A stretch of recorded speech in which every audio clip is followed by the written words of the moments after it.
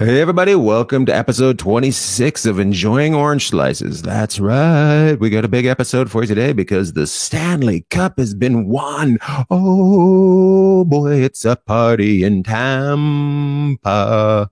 Everybody's all liquored up and carrying their trophies around. We talk about how you merge. We talk about Tim Fleming. Jeff gives a shout out. I have a show coming up in Vegas on the 29th. Here's a little picture of it here. I also have a show on someplace else, but I forgot. Oh, well, let's start the show. Well, hello, Jeff. You're straight from the physical therapist after your long run in the Stanley Cup playoffs. You had to get your joints back into. What were you getting done? I got a little bit of work done on the legs on the hammy. So we got just. What do they call that? Making sure that you're able to stay upright. So I'm trying to stay in front of it. So preventative there it is. Yeah, preventative maintenance. So go to see our boy, your boy too, when you're here, Scott Pensevy. Known him since I was here in '93 with the Las Vegas Thunder. Good guy, and it was good to see him. The pictures of the people he works with on the wall are insane. I love it. He works with all those huge football players and basketball players. So I like going there and just throws me around like a rag doll. I love it. I'm like, yeah. He had a couple basketball players in there today. I didn't see any football players, but there was a baseball player in there too. That he's just so unassuming. Scott Pensevy, he's like the Baryshnikov of physiotherapists. If you're in Vegas and you got an injury, see if you can get into Scott's. What's his? Let's get him a shout out right now. Yeah, we'll get him going here. Prism, Prism. Prism. Oh, what a good Prism band when we were kids too. Remember Prism? Prism was awesome. Everybody up north right now is like, yeah, Prism. I'm sure they're still playing in Terrace too. They still come up there and play once a year. I'm sure. Just only one original guy left. So you know who was on the other day? I was on Sirius, and I can't remember if I was listening to. I don't know if it was Yacht Rock. You're always on the Yacht Rock. You love Yacht Rock. I love it. Well, I listen to everything else, the NHL Network, all the time, and they had Chilliwack on the other day, and of course that's a blast from the past too. Gone so long. I wonder if they're ever gonna. Well, I guess we should talk some hockey while we're here. I guess we should do that while we're on. The season's over. We're just going right into music. Well, we're the Yacht Rock too. Let's talk about the final game, the last season of 31 teams going up to 32 teams next year. So, do you know, I didn't even think about this, and I just said it right now. Is there going to be a change in the playoffs, or will there be more teams in the playoffs now that there's 32? Do we know what's going on there? I don't think so. I think it's going to be 16, and they're going to go with it that way. That's what my understanding is, which is pretty crazy because, right? I don't know. Maybe it's not crazy. I mean, it's crazy. How many teams make it in baseball, right? There's not that many make it in baseball. And football, they added the wild card in there a few years ago. I think it'd be great to have a wild card weekend where just, the teams that have made it get that extra weekend off, and then have a wild card weekend where teams can make it in. Yeah, and I think if you're going to do the wild card, you're talking about just one game or a best 2 out of 3? I think just one game. I think a one game play in. Just have that. What do you think? Mm-hmm. Yeah, I think it's a good idea. And then I think you have to start 2 nights later against the team that you're going to play against, which is, I'm assuming, is going to be the top seed. I don't know how they would work that out, but I think that's okay. I think if you didn't make it into the playoffs and you have to play that one game in, you should have to go right in. You don't get an extra bonus. That's what you get. And I think, Gary Bettman loves money. It would just create so much money. It would just be so fun. No, it would be awesome. I like where you're going with that. It's good. So plus one. What did you think of the final game? You know what? I thought that Montreal kind of gave it everything they had, but the depth of Tampa Bay was way too much in the end. And, really they were only able to create offense from one line, especially when they moved Anderson up with Caulfield and Suzuki. Montreal, this is. Not that Tampa Bay had created all the offense in the world either. They only scored 1 goal in the final game, but you kind of got the feeling that, it was Tampa Bay series. And, It's so good.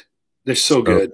Yeah, and another thing I was thinking about when I was driving home and we were supposed to already be taping this, he called me, go, "Where are you?" Because I forgot to tell you I was going to physio. The other thing, thanks, bud. Yeah, I know. Still. I don't know what happened today. About you if I'd forgotten. But yeah, exactly. You would have been just getting lit up. But I was like, all right, whatever. Yeah, you played it cool. I laughed at that. I was like, okay, that's his way of telling me to beat it. But I think I just what I kind of take away from the series is, Montreal, the Cinderella, this, that, and the other thing. Montreal got there. They just played so hard. They didn't have the horses in the end to compete with Tampa. And we'll talk about Tampa and their salary cap in a minute or two if you really want to. But what Tampa learned, and this comes back to what you said about them getting swept a couple of years ago. Tampa used to kind of get pushed around and beat up a little bit. Now they're the team with all the skill and doing the beating up. Like they might not be the toughest team in the league, but boy, when it comes down to playing that time of year, they are more than capable and more than prepared to play whatever way you want. And they also have some superstars in every position on the ice for them that can carry the team on a given night. They are going to send some players around the league to help out other teams become very strong. I got a question the other day, and this goes back to Tampa. I got a question from somebody the other day, and I'm sorry, I apologize. I'm blanking on whose name it was on Instagram. And they said, do you think you'll ever see a coach like Scotty Bowman again that'll ever? And I didn't take it as many championships. I took it as that mental that was able to make guys do things, get things to work. And I said, maybe John Cooper's the closest thing you'll come to it, because seeing him take that team from where they got blown out of the first round of the playoffs a couple years ago to what they are now, to a back-to-back just juggernaut. I'm going to use that second week in a row. I think that's close. That could be close. And then Randy Hahn came flying out of nowhere and said, "Oh yeah, you're a dipshitty and bag, you know nothing." Randy Hahn, he's the best. Yeah. He's the best. I'm sure he had a couple of cocktails and he's like, shut up, bag. I talk about the San Jose Sharks. I know some. I thought it was great that Randy Hahn took me down. But what do you think? Do you think you'll ever see a coach like I'm as far as championships? Nobody's ever going to win that amount of championships. Well, you don't know. But let's get Randy Hahn in here real quick. We get a quick plug for him. One of the best guys in the league calling the NHL. He's the San Jose Sharks announcer. Honor, I'll listen to them just to hear him call the game. And San Jose hasn't been a lot of fun to watch in the last year or so, right? So I love it that he took you down because he seems like such a nice guy. He's awesome. But I love that he just came in flying in out of nowhere, just cross-check to the face. Or 10:30 on Friday night after he'd opened it up a bit. He's like, you know what, Lord Bag, you're going down. But back to your question. A sweet voice. He goes, let me tell you something about that Bag. He's awesome. I really enjoy listening to him and their telecast. Of course, that's Vegas is our rival, but he does such a good job. He does great. The only guy I can think about. Okay, so now Cooper has done a great job. Now he's had them there 3 times. They've won twice. Another guy has been to the dance, and we kind of forget about a little bit, is Quenneville, and he's got 3. He's in Florida. Yeah. And don't forget about Daryl's back up in Calgary, and they're going to have to make some. They're going to have to harder everything with. But Daryl Sutter's up in Calgary, and he's and these guys have 2 and 3 each. So there's probably someone else out there with a couple, but or just trying to think off the top of my head, I can't really think of anybody else. Ruby's got one. Who else is the guys that are coaching now? So maybe Babcock comes back and coaches in a year or two, and they got one, right? He's only got one. Babcock, he must have. Well, maybe he does have one. He might have 2, but you're right. Trying to get to where Scotty Bowman is, that's rare air. And he was in Montreal, and they had those just incredible teams. And then he went to Detroit, and then there's those incredible teams. And now the salary cap era, and we're going to see it happen with Tampa Bay, and you're going to see it happen with some other teams that. You're going to see players start to move around. The only thing I would say that puts Cooper in a good spot over a lot of other guys is most of the people that are moving around on Tampa Bay's team are their 5 and 6 defensemen, the guys that play 5 and 6, and their bottom 6 forwards. So you know what? Finding guys that'll take less to come and play on a really good team that give you energy, that will kill penalties, block shots, play physically for you. Maybe a little bit easier to find than guys that'll have a lot of skill and play hard. So Tampa Bay is still in a really good spot. But Cooper, if they're sniffing around it again next year and they make a run for the Roses and do it 3 in a row, you definitely have to put him in the conversation of being one of the elite. He already is one of the elite coaches, but now you're starting to talk about historical standards in the NHL. Scotty Bowman is definitely, I don't think, touchable. I'm guessing he's basically godlike for a 5'9" guy that looks like a penguin. He's I know Scotty. I know Scotty. I know Scotty. He's taken a lot of chirps from me. I've been in 2 different roasts with Scotty Bowman, and he loves me. I'm his Fedorov of roasts. He puts up with me.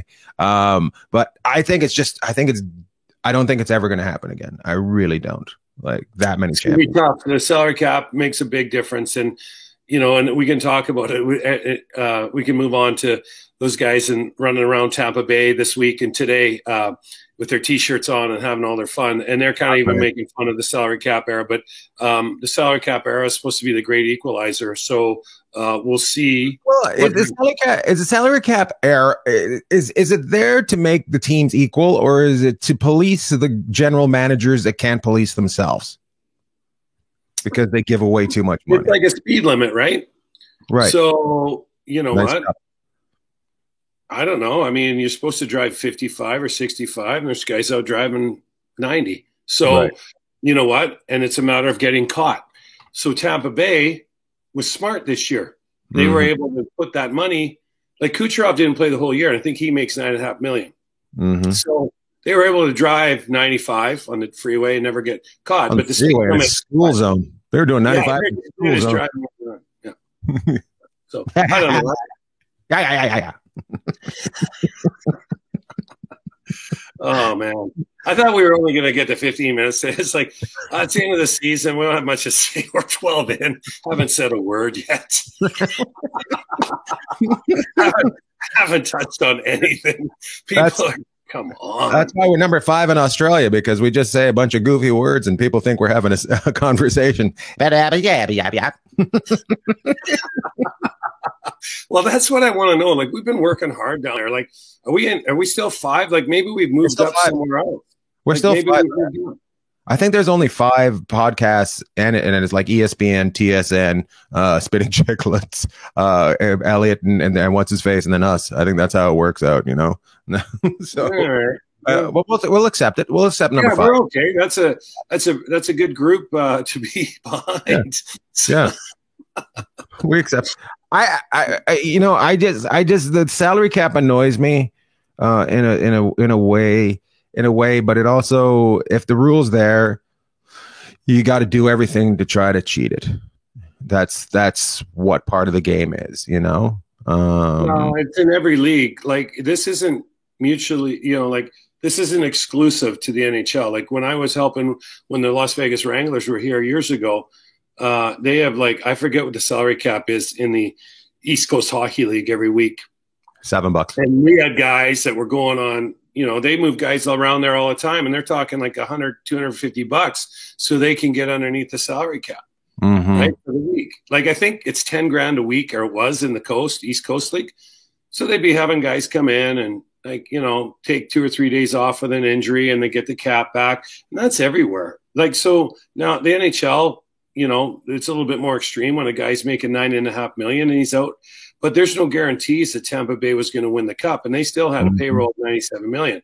Thing is they got these guys back, they were able to win the cup, then it becomes more of a talking point. But right. There's in every league throughout the world where there's a salary cap, there's some maneuvering, and I think maneuvering is a good way to put it, because I don't know everything that goes on with it, but I just know that sometimes there's some maneuvering, and I think everybody understands it, and they just try and keep it between the lines as best they can.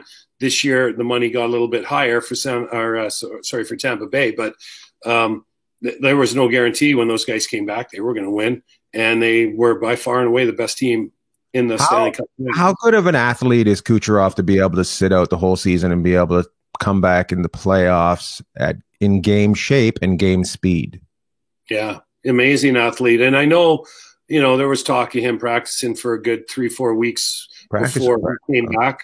Yeah. So, but I mean, it's one thing to go out and practice with those guys when they're playing every other night. They might be skating for 30 max, 45 minutes max. Mm-hmm. There's no chopping them in the back of the leg like Weber did, or rubbing his head into the ice like Sherratt or them going from end to end to try and run through the glass when they played Florida or Carolina or the Islanders. So there's no way to prepare yourself for that. So and I think he had 32 points in the playoffs, led all scorers. And you could say, well, it's because he was fresh, and absolutely he was. But also he had nobody lean on him since the bubble last year. And it's like watching your mom merge onto the 405. It doesn't, it's just, all those cars are flying and you're like, oh, you got to get back in it. So yeah, it's crazy. I don't know. Let's be real. When you merge it onto the 405 and another guy's coming off like the 605 or something, then you just sit and look at each other. Not, the freeway's going on the left of you, but you told me no one in LA knows how to merge. So the first time I went to merge on the 405, and I think a guy was coming off the 605, and I'm waving at him to go, and he's looking at me, and I'm looking at him, and we're almost stopped on the on-ramp of the 405. I hadn't left the house maybe 15 minutes before. He's like, oh, they don't know how to drive here, and they don't know how to merge in LA. I'm like, oh yeah, okay, see you later. Walking off, and I'm like, holy cow! Like I know what freeway entrance you're talking about. You're talking Studebaker, right? Studebaker, exactly. Yeah. Whatever. People are always looking at each other there. Oh hi, how are you? And then somebody just snapping, fuck you. Yeah. Oh yeah. And of course I was like, oh, this is brutal. And so then I pinned it. I'm like, well, Ian's right. Doesn't know how to merge, and I'm going to get rear-ended or something's going to happen here. So away we went. Anyway, I don't know how we got talking about merging this week, but we did. So well, we're giving people driving lessons. It's we're in the off season. We've got to tell people how to merge. Just go for it, you. Anyways, hey, you're trying to be kind, right? Be kind, right? Trying to be nice. No, you go. But they're not really interacting with you. You're like, you're waving them ahead. You're like, you gotta go. No, they're just staring at you. And I'm like, okay. Now someone has to take control of a bad situation. Because there's the guy behind you that's coming up that is going to lay on the horn and call you all about, you two losers, get out of the way. So that's because he's coming up about 95 because he's texting his buddy, right? So he's like, that's the other thing. I'm like, people are always on their phones when they're driving. So I'm like, I worry about someone like giving her this one, and the next thing you know, no one's expecting a car to be stopped on an on-ramp when there's no pile up or back up anywhere. I was on the 5 the other night coming home from San Diego, and I thought, and there was an accident ahead of me, and I thought I was about to be rear-ended by a guy. I'm like, he is not slowing down in the last second. He went over to the side and went 2 cars up, before he stopped. I'm like, oh, that would have had me 8 cars up if he had flown into me. So anyways, and good talk about driving, and be safe, put on your seatbelts, don't text and drive. Enjoying orange slices. Anyways, what did you think of Montreal? What did you think of Montreal in the end? How many pieces did they keep? How many pieces did they get rid of? Well, your fourth line is Eric Staal and Perry are both free agents. Yoel Armia, who I really liked, another guy from Winnipeg and at Montreal, he's a free agent. So that fourth line could come back, I guess, but I think someone's going to give Armia some money. Some guys might kick the tires on Perry as well, because I think it looks like he's got a little bit left in the tank there. Yeah. I think of a team like a Vegas or someone whose power play isn't quite as good. That guy has a way of being able to slow the game down below the hash marks. It's not a speed demon by any means anymore, but he's super effective when you can put him in the right situation. So I would expect him to go back to Montreal. I don't know about Eric Staal. Armia, I'm sure they'd like that back. Don't know if they can afford him. Other than that, if you go up there and line up a little bit, I think Deneau's a free agent too. but I think most of those guys. Yes, they were trying to get him to sign earlier this year, and he didn't sign. And he had a quite at the beginning was a struggle for him this season, right? If I'm remembering. Yeah, and it was a struggle. I mean, he didn't put up a lot of points in the playoffs, but you saw how effective he was winning all their draws. So Montreal's got some cap space. I'd expect most of those guys to come back. I don't know about Eric Staal, but I think they'll try and bring Perry and Armia back. But I also think Armia can play higher up than your fourth line, so he might be looking for something a little different. And we'll see what Montreal does there. But they're in good shape. They lose a couple guys on the back end, but they're big four guys: Weber, Sherratt, Edmondson, and Petrie are all there again. Price is coming back, so they're in really good position that way. Just see who they can add. Do you think the two coaches are back? Both the assistant coaches? I don't think you can go to the Stanley Cup final and replace them. I think I think you give them the opportunity to see what they can do and full season now, take off the interim. Yeah. I like it. I mean, they're not going to make millions of dollars, but they're also. I'm guessing they'll probably get a 2-year extension. Mm-hmm. I don't know if you give a guy just took your team to the Stanley Cup Finals for the first time in 30 years. I don't know if you just give him a year, but they're going to have to decide that Bergevin looks like a genius for making that coaching change now. So I think you got to bring those guys back. Yeah, I think you do. I think you give them the year and see where it goes. I expect them to be in the mix at the end next year as well. I think they're the same thing. They're if they can make it into the playoffs, they can do something again. I do think the team that didn't make it in this year, that's going to cause some stink next year after the horrible season they had this year is Dallas. I wouldn't put Dallas out for next year coming in and. Yeah. But you got to look at it too. Like if you look at Tampa Bay's figured out what the last ingredient is to win Stanley Cups, and they put it to work last year and again this year. So then you got some other teams that have been knocking on the door.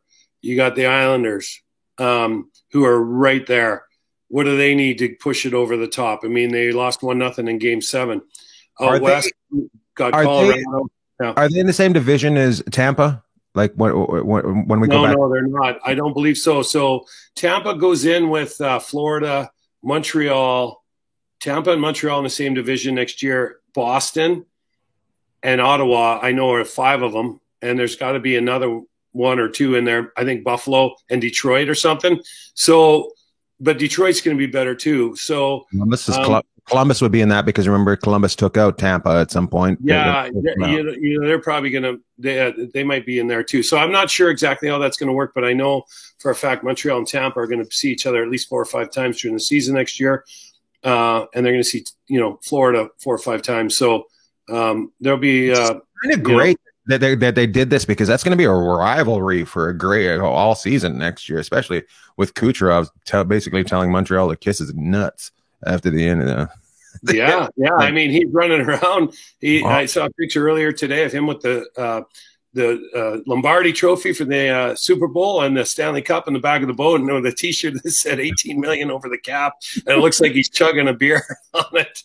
Which, hey, so talk about that. Like, well, that's the thing. Like, you always give it to me. Like on this, you're like, oh, you're all so nice. Yeah, you're so nice. But most hockey players really. Just, I don't know what it is. They just bite their tongue. But Kucherov the other night, after a couple, little bit of priming of the pump there, so to speak, he came out and that was the funniest 5 minutes I've watched. And if people haven't seen it, go Google Kucherov press conference after winning the Stanley Cup. It's hilarious. And I was like, you know what? He said some things. Was he over the edge? I don't really think he was over the edge. I mean, he was right. You know what? He went up on 2 wheels a bit, and it was really entertaining. And I was laughing out loud.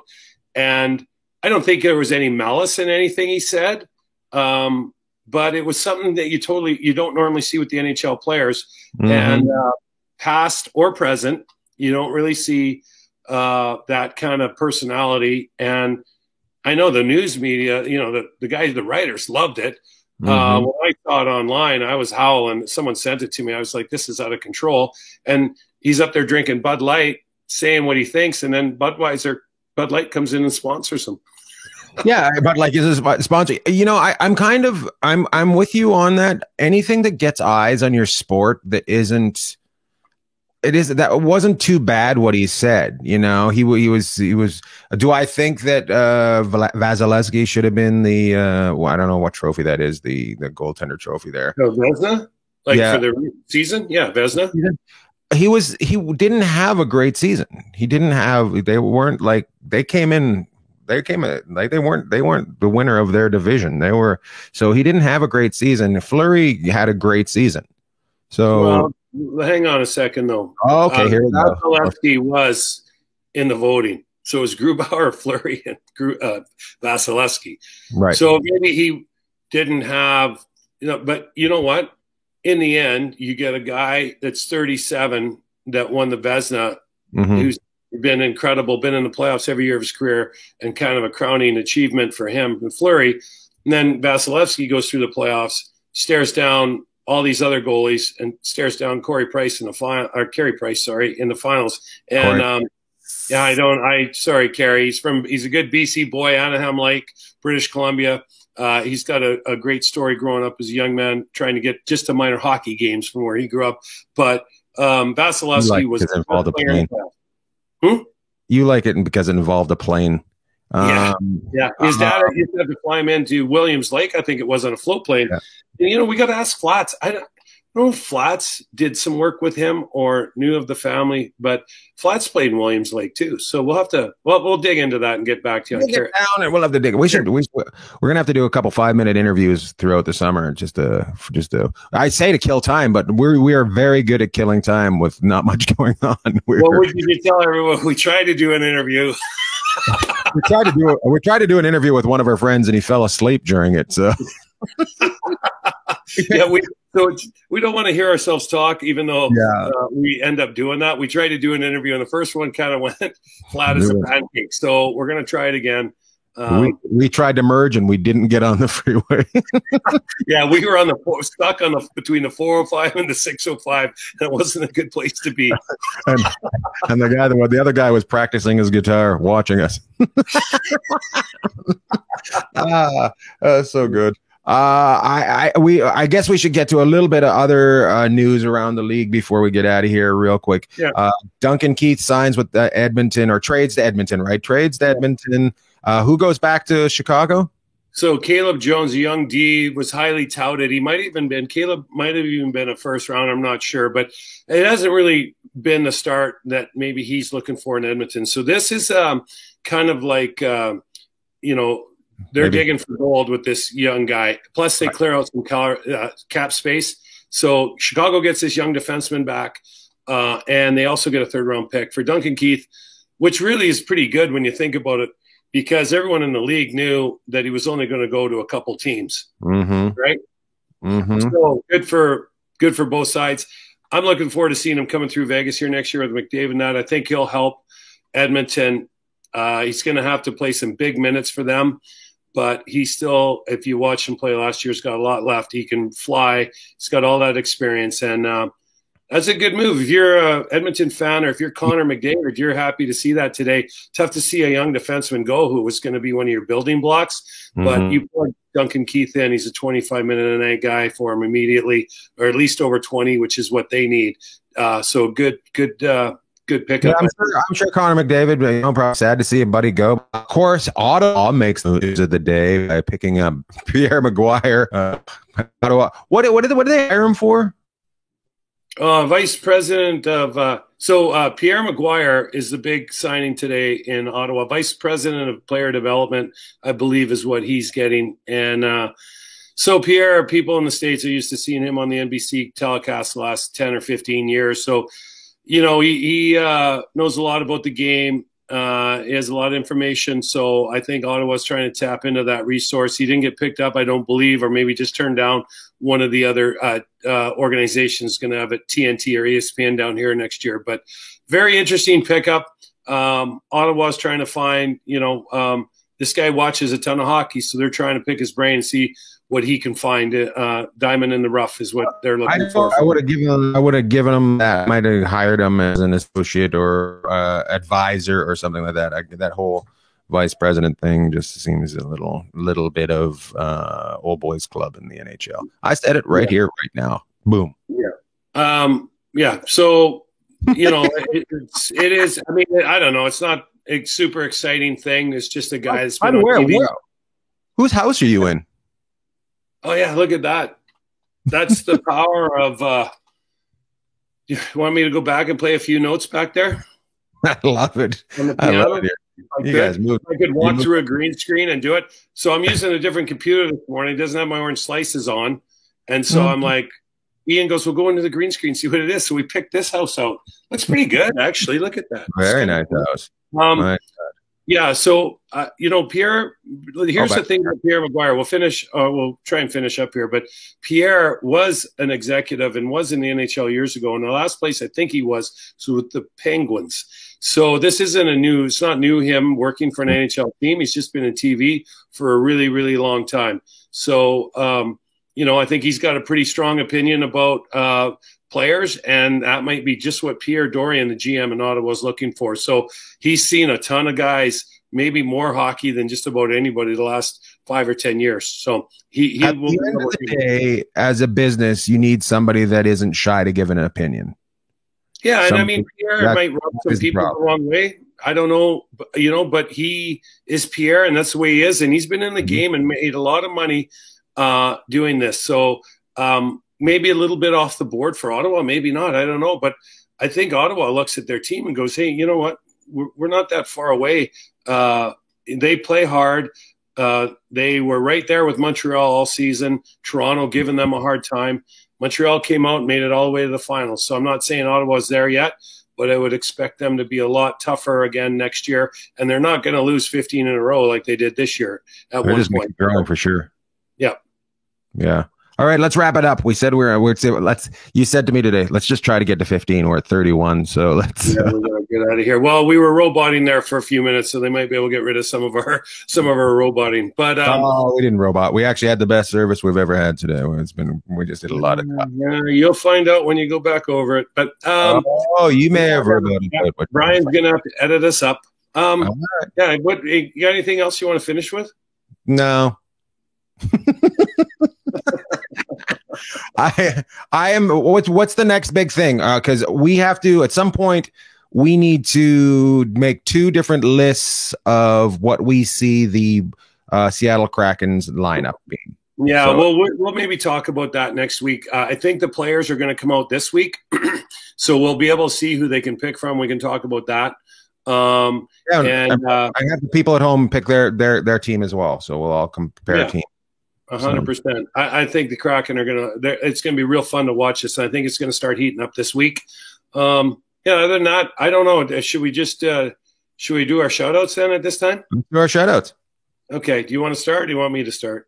I'm going to give a shout out because I'm going to give a shout out. I'm going to give a shout out to the Sea Legs Comedy Club. It's not a comedy club. It's Sea Legs on the Beach. I did a show on Friday night at the beach in Huntington Beach, and it was so much fun. Just people paid to get in, but then it's on the beach. So people are on the public beach watching, not having to pay. It was great. So it was like 2 different versions. There was the cheap people and the poor people and then the rich people and just hanging out. And it was so much fun doing comedy outside. 3 years ago, I would have said no, but it was so much fun. And I can't wait to do it again on the beach, summertime, laughing, making fun of people. It was great. So Sea Legs on the Beach in Huntington. All right. I'll give a shout out to Vineyard 29 in Napa Valley. I don't know where that came from, but Vineyard 29, a wonderful place. If you're ever over in Napa, look them up.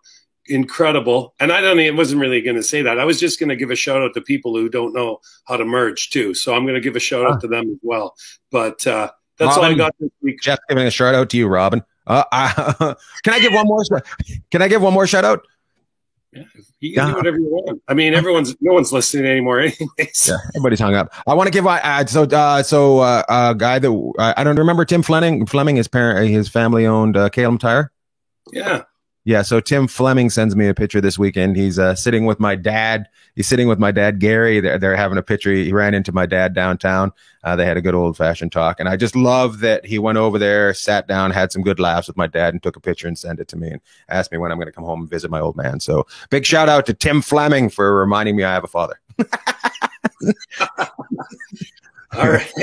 Yeah, Calum Tire. We had a nickel for every time we're at Calum Tire. We'd have a few nickels. So good old days. The good old days. Anyways, I don't have anything else for you, so I'm just going to leave it at this. Love to all. Love to all.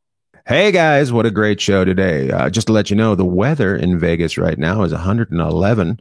Jeff has got to get in the air conditioning while he exercises, just getting back from his physiotherapy. Me, Ian Bagg, I'm preparing for my shows. You can go to ianbagg.com for all your shows. Make sure you share, rate, like, and review. Tell your friends. That's the only thing that's going to get us to number 4 in Australia and number 72 in Canada. Hockey.